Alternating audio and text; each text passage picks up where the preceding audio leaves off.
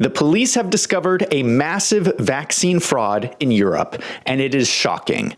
Since I cover a lot of stories about fraud, we're going to cover it here on Wolves in Finance.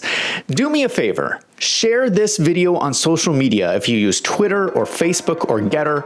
No one in the American news media is covering this story. I don't understand why, because this is real fraud happening with the vaccines and no one knows about it.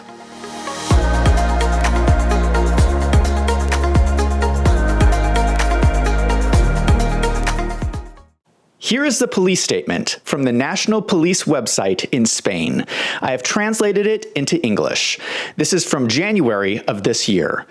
In this statement, they explain they have arrested 7 people for document fraud and fraud against public health. This number has since increased to 15 people arrested. The crime was selling fake vaccine passports and test results. I need to explain that this is an ongoing investigation and more details are still coming out. We have to realize that everyone is innocent until proven guilty. However, some people in this case have already admitted guilt. Here's what we know so far. 2,200 people in Spain participated in the fraud. They contacted a nurse through social media and paid money to receive vaccine passports and fake vaccine test results. I apologize in advance if I mispronounce some of these names. Many of these people are rich and famous, including Jose Maria Fernandez Sousa Faro. He is one of the richest men in Spain and the president of PharmaMar, one of the largest pharmaceutical companies in Spain, a company that was researching COVID-19. Why would the president of a pharmaceutical company pay to not get the vaccine? But it does not stop there.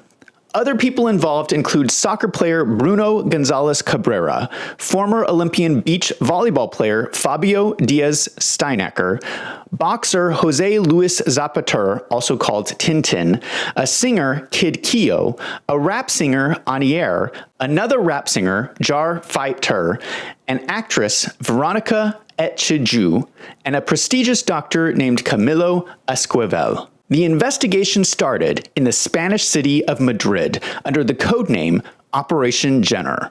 The fraud was uncovered by a police officer investigating terrorism. He contacted an extremist Islamic group who was in France, but he told them he could not travel out of the country because he was not vaccinated. He wrote them and said, "I don't have a COVID-19 passport. I am not vaccinated. Allah does not allow me to put anything impure in my body." They replied that they could get him registered on the National Registry of Vaccination. The investigation led to a nurse working in a Madrid hospital.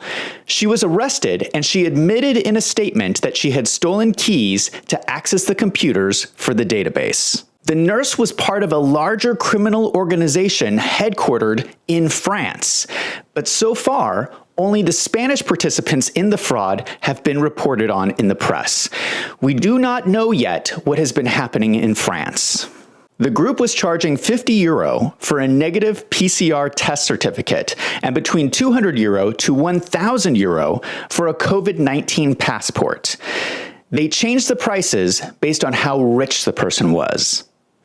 They would ask for payment in cryptocurrency. Upon payment, they would send the person a QR code containing the vaccination information, and then 2 days later, the clients would receive the forged COVID-19 passports. With over 2,000 clients, they probably made over $1 million. This fraud happened in Europe. So you might be wondering, could the same thing happen in the United States? Guess what? It did. The exact same fraud. In New York, in January, 2 healthcare workers in Long Island, New York, were arrested for selling fake vaccination cards and entering the information into the New York vaccine database. They were working out of a children's clinic called Wild Child Pediatric Healthcare. They were selling the vaccine cards for $220 for adults and $85 for children. They made over $1.5 million. When the police raided their homes, they found $900,000 in cash and an accounting ledger showing their earnings. However, unlike in Spain, the names of the rich and famous people in New York who bought fake vaccine cards have not been released to the public. This is a troubling story, but it shows the lengths people will go to commit fraud. Thank you so much for watching. I'm Zach from Wolves in Finance.